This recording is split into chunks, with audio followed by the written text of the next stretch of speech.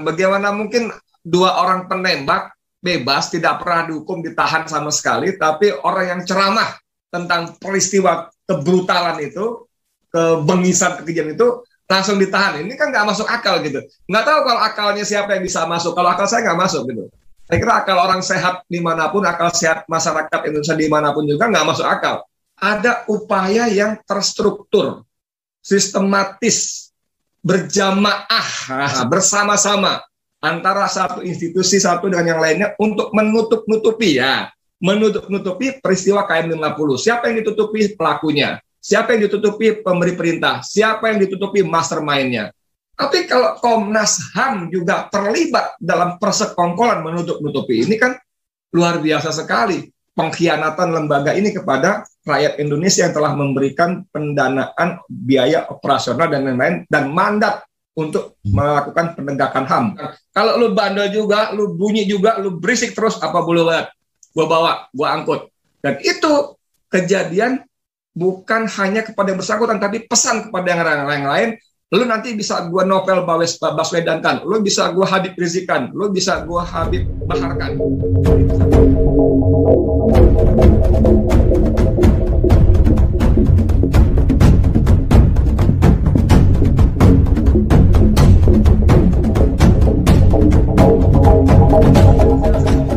Alhamdulillah sehat-sehat.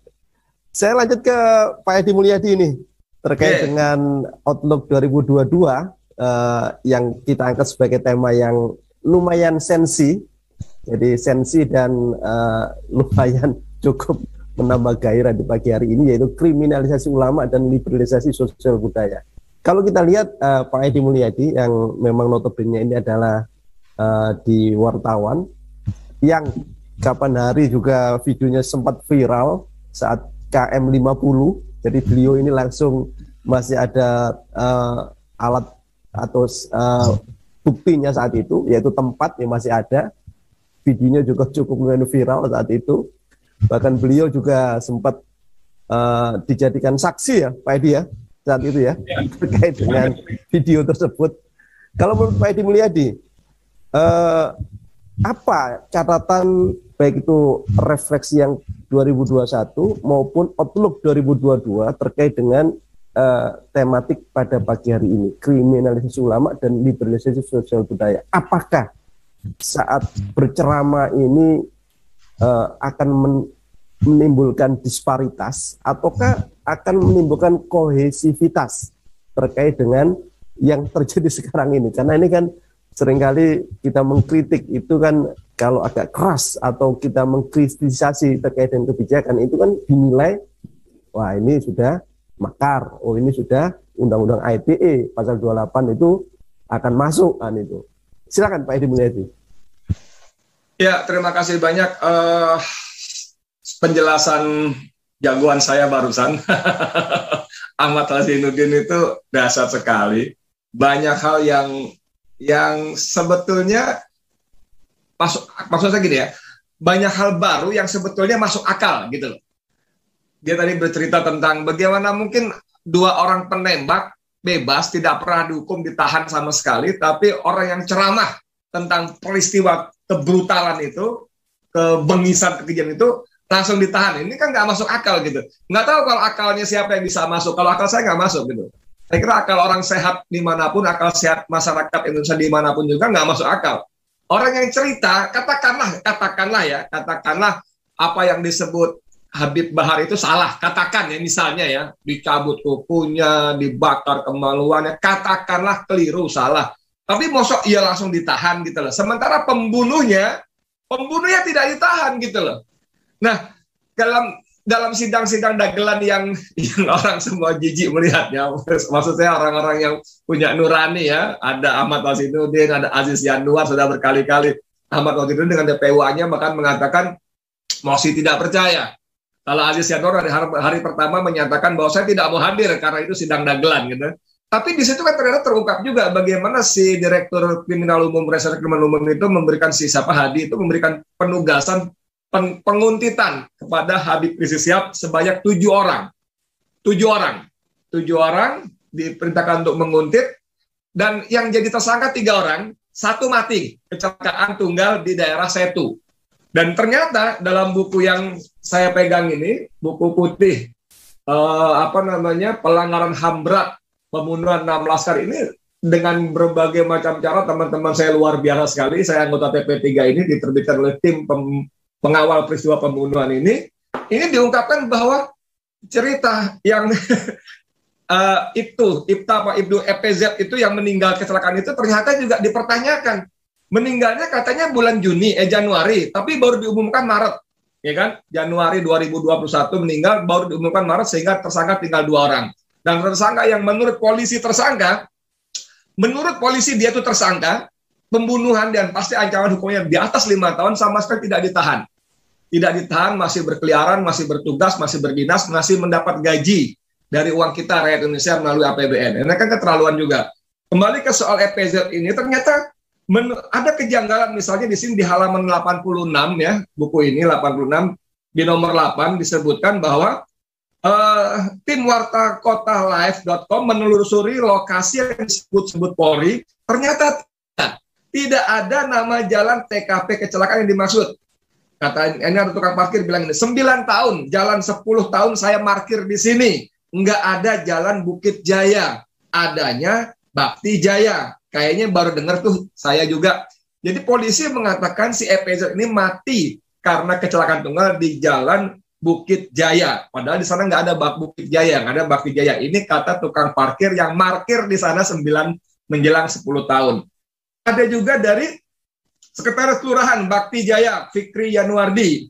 Dia juga membenarkan tidak ada nama jalan itu tempat kecelakaan berlangsung, ya kan? Dan yang paling seru lagi ada dari Kapolsek Setu. Kapolsek Setu itu bernama AKP Dedi Herdiana yang tidak mengetahui adanya anggota Polri berinisial EPZ tewas kecelakaan di wilayahnya.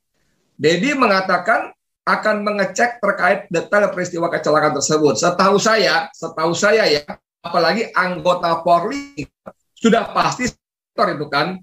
Sejauh ini saya nggak ada laporan, nanti saya cek lagi. Jadi bahkan seorang Kapolsek yang di wilayah tugasnya ada kecelakaan tunggal yang melibatkan anggota Polri, yang anggota Polri itu adalah tersangka pembunuh 6 laskar. Jadi ini peristiwa orang ini betul-betul tidak sembarangan, kok bisa nggak tahu. Jadi saya berani berkesimpulan bahwa ini adalah kebohongan lain dari aparat kepolisian dengan berupaya menggiring bahwa pelakunya hanya 2 orang.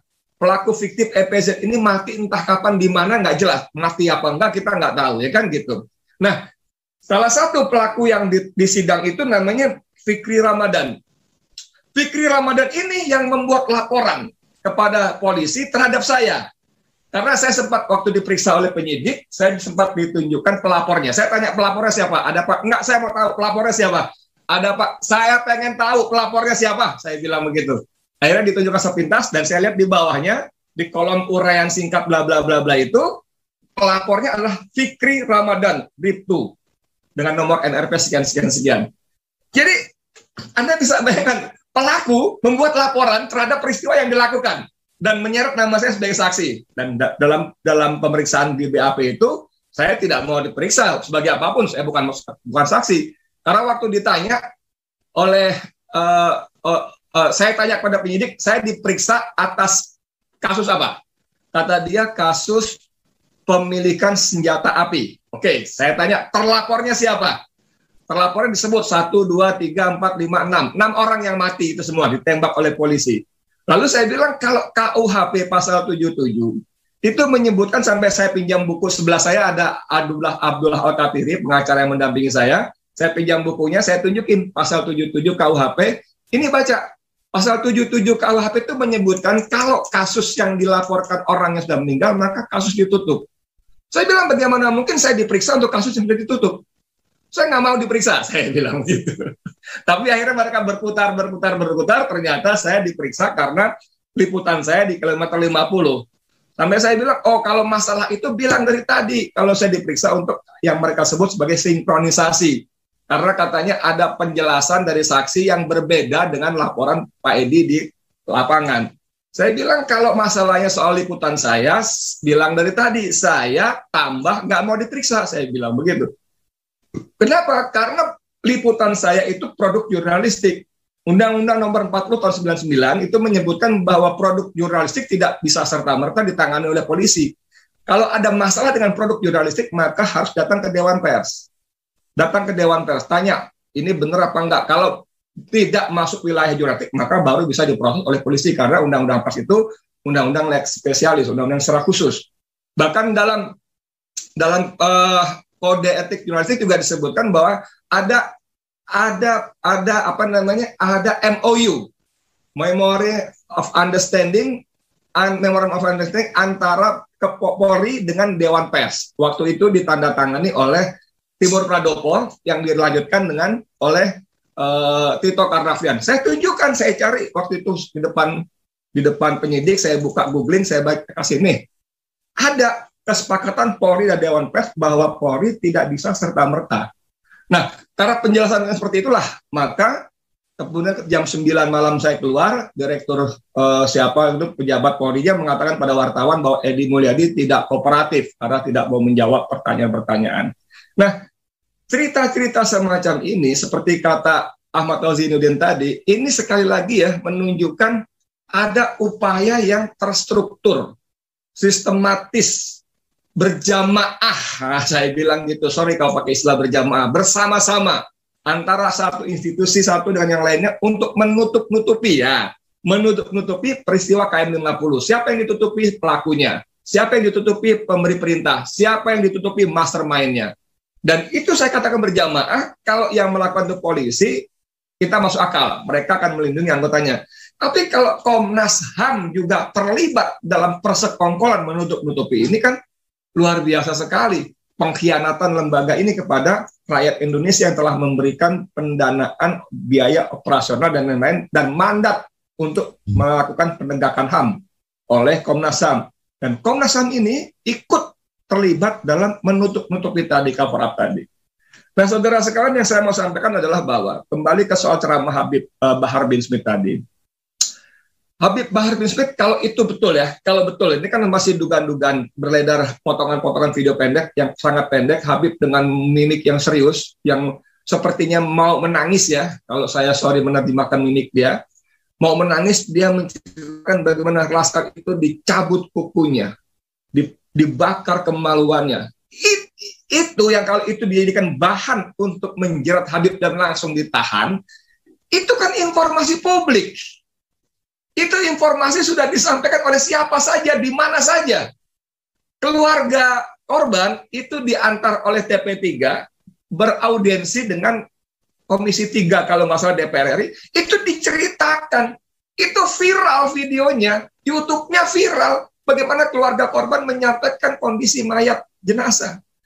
Tanggal 9 Desember, saya datang ke lokasi, kilometer 50 itu, rencananya saya datang bersama dikawal dengan teman-teman EPI karena Selasa malam rapat redaksi memutuskan FNN harus ada hadir di tempat lokasi kejadian supaya bisa mengklarifikasi pernyataan-pernyataan Dudung Abdurrahman dan terutama Fadil Imron, Kapolda Metro Jaya. Bener nggak sih? Bohong nggak sih? Akurat nggak sih? Gitu loh. Sehingga saya berangkat ke sana. Dan teman-teman FNN menyarankan saya untuk membawa, ya tanda kutip, pengawal, karena ini masalahnya cukup rawan. Qadarullah, malamnya saya sampai rumah jam 11-an, saya telepon salah seorang Panglima LPI, Laskar Pembela Islam, wilayah Jakarta Barat. Saya kenal baik karena kita sering bergaul, namanya Ujang. Jang, besok lu sibuk nggak? Saya bilang gitu. Dia panggil saya Abi. Kenapa, Abi? Gua mau ke kilometer 50, lu anterin gue ya. Siap, Abi? Dia bilang gitu. Bawa teman 4-5 orang. Siap, Abi, gitu kan. Jam 9 ke rumah gue ya. Iya, siap, Abi, gitu. Jam 9 pagi, Rabu pagi, saya tunggu-tunggu nggak muncul. 9:04 nggak muncul juga. Saya telepon dia, ternyata dia masih tidur. Dibangunin, saya bilang sama anaknya, tolong bangunin Bapak. Bangun, dia bilang, Abi, mohon maaf, saya baru tidur. Semalam terima jenazah. Nah, ini menarik. Semalam saya terima jenazah teman-teman Laskar yang dibantai oleh polisi. Jadi saya baru tidur. Nggak sempat. Gimana? Jadi ikut nggak? Nggak jadi, saya nggak sempat, saya capek banget ngantuk. Oh iya kan. Tapi yang saya mau cerita dari poin ini adalah bahwa malam itu ketika jenazah diambil paksa tanda kutip ya, karena polisi dengan segala macam dalih segala macam tidak mengizinkan, akhirnya tidak bisa menolak lagi, diambil dari rumah TPORI, dibawa langsung ke Petamburan. Nah, Ujang ini ada di sana di Petamburan jam 3 pagi itu, dan malam itu juga dimandikan. Nah, peristiwa memandikan mayat-mayat jenazah tadi itu yang disampaikan kepada publik. Bahkan dalam hanya hitungan jam, foto-foto dan video-video ketika jenazah itu dimandikan beredar secara luas di grup-grup WA. Bagaimana kondisi tubuhnya, ada luka-luka, kulit terkelupas. Ini nanti saya masuk juga nih. Ahmad nih kalau cerita begini saya masuk juga kan. Saya hanya menceritakan ya, berdasarkan video-video seperti itu dan sebagainya. Dan itu diulangi lagi oleh keluarga korban di depan DPR waktu raker. Kemudian di buku saya dan kawan-kawan ini juga dimuat. Cuman saya nggak berani tampilkan aja ini jarak jauh aja. Ini serangkaian foto kondisi korban, diceritakan detail halaman-halamannya, nomor-nomornya, poin-poinnya di sini, diceritakan detail bagaimana kondisinya. Juga dimuat di media massa bagaimana kondisi lebam dan sebagainya dan seterusnya. Nah, ini seperti kata Ahmad Kozinuddin tadi, saudara, ini Allah yang punya skenario. Betul-betul Allah punya skenario. Gini, saya mendengar dari, saya boleh sebut, mohon maaf ya, Ahmad Abdullah Al-Katiri kemarin telepon saya, kata Abdullah Al-Katiri, nanti boleh dicek lagi, saya sebut saja karena dia lawyer, kalaupun ada masalah bisa diklarifikasi. Bang, itu katanya, kata Abdullah Al-Katiri dalam telepon, cuman saya nggak rekam aja, itu karena polisi bingung, nggak ketemu apa yang harus dijadikan untuk menjerat Habib Bahar. Akhirnya bermainlah di pasal tadi, peristiwa-peristiwa ini. Dan tapi kalau itu benar kata Abdullah Al-Katiri, ya ini kan bagaimana ya? Upaya Polri untuk menjerat Habib Bahar justru kata Ahmad tadi, justru membuka peristiwa ini lebih lebar lagi. Yang sebelumnya hendak ditutup-tutupi. Tiba-tiba dijadikan bahan untuk kita semua berbicara, termasuk pagi ini.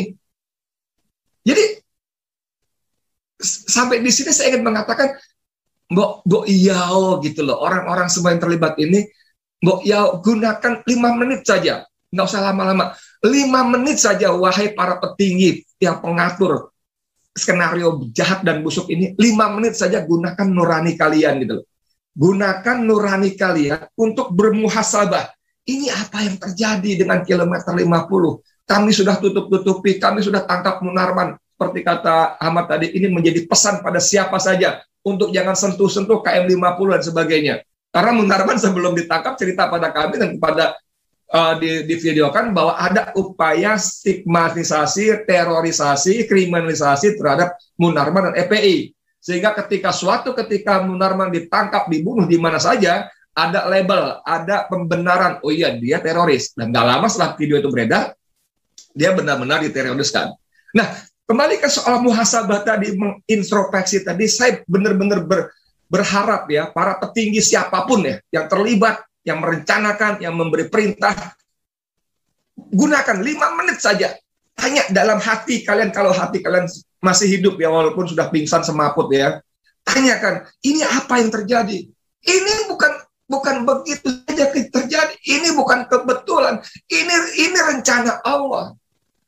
Nah, kalau di dunia saja kalian sulit menutup-tutupi, walaupun kalian punya segala macam sarana dan sumber daya untuk menutupi, mengalihkan, memasukkan segala macam, ini saja susah.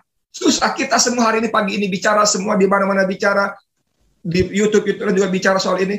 Ini kan menunjukkan bahwa nanti di akhirat kalian sama sekali tidak akan mampu menutup-tutupi ini.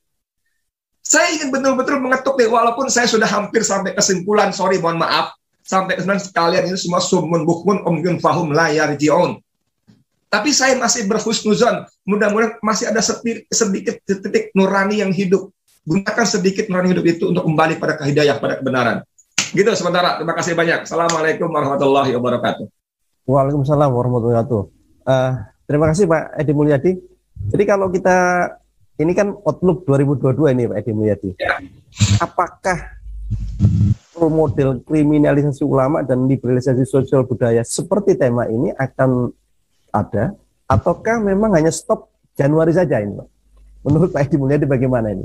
atau ada solusi nih? Seperti apa? Saya bukan peramal ya, dan saya tidak ingin menjadi peramal karena nggak boleh. Hal-hal gaib itu tidak boleh kita sok-sok tahu ya. Kalau kita hadis Rasulullah mengatakan kalau kita datang ke seorang yang mengaku mengetahui masa depan peramal, kita datang saja itu udah masalah. Kita dengarkan ocehan yang kita percaya itu 40 hari 40 malam salat kita tidak terima. Nauzubillah min zalik ya. Jadi saya bukan peramal, ini hanya tadi outlook ya. Outlook berdasarkan pattern, berdasarkan pola-pola ya.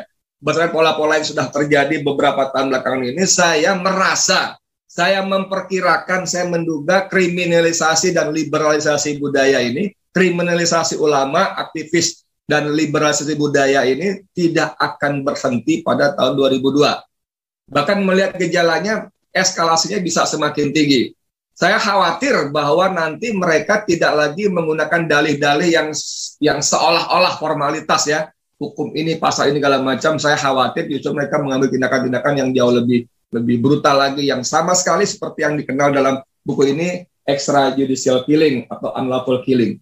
Ini saya khawatir, tapi kalau saya bergaul sama Ahmad Wazinuddin, Masya Allah, dia berkali-kali memberi semangat pada kita. Tidak ada satu musibah pun yang terjadi tanpa izin dan kehendak Allah, Masya Allah. Ya, walaupun kita bersuara kencang, beramar nahi munkar dengan segala macam, kalau Allah belum menghendaki tidak ada terjadi apa-apa. Tapi kalaupun kita tidur, duduk manis, bahkan membenarkan kezaliman dengan pernyataan kita, kalau Allah kehendaki maka kita juga akan dapat musibah. Itu kalimat-kalimat yang bukan baru sebetulnya, kita sudah baca, kita dengar. Tapi dari mulut seorang Ahmad Wazinuddin betul-betul menjadi penyemangat lagi. Nah, kembali ke soal pertanyaan tadi, saya melihat kenapa saya memperkirakan akan terus berlangsung, karena begini, watak kekuasaan itu adalah ingin melanggengkan kekuasaan. Kalau melalui prosedur formal bisa, mereka lakukan dengan berbagai election ya, pemilihan-pemilihan. Maka ketika Undang-Undang Dasar menentukan bahwa maksimal 2 periode, mereka akan berusaha bagaimana caranya bisa 3 periode, ya kan? Bagaimana bisa nambah lagi? Kalau 3 periode nggak bisa, bagaimana memperpanjang 3 tahun dan sebagainya? Dan secara teori, amandemen Undang-Undang Dasar 45 di Senayan itu bisa diselenggarakan, ya, secara teori. Kenapa? Karena mereka sudah menguasai 82% Senayan. Padahal untuk mengubah amandemen itu hanya perlu 2/3 saja. 82% itu jauh di atas 2/3. Dan kalau mudah masuk masalah amandemen, maka semua pasal bisa dikotak-atik. Ini secara di atas kertas. Nah, mereka akan lakukan itu. Dan pada saat yang sama, mereka juga menyadari bahwa aspek-aspek formal legal seperti di Senayan itu belum tentu mulus karena ada orang-orang seperti Ahmad Wazinuddin, seperti Egy Sujana, seperti Rizal Ramli, Gatot Nurmantio, dan siapalah orang-orang yang terus menyuarakan kebenaran kritis terhadap kekuasaan. Ini kan menyebalkan. Mereka boleh saja menguasai Senayan dengan palunya, dengan stempelnya. Tapi kalau di masyarakat kemudian terus bergolak, menolak ada penolakan, kan jadi masalah juga, mereka kesal juga. Nah, disinilah mereka pada sampai kesimpulan to be or not to be. Harus jadi. Sehingga pada satu ketika, kalau seperti kata Ahmad tadi bilang, kalau lu bandel juga, lu bunyi juga, lu berisik terus, apa boleh buat? Gua bawa, gua angkut. Dan itu kejadian bukan hanya kepada yang bersangkutan, tapi pesan kepada yang lain. Lu nanti bisa gua Novel Baswedan-kan, lu bisa gua Habib Rizik-kan, lu bisa gua Habib Bahar-kan.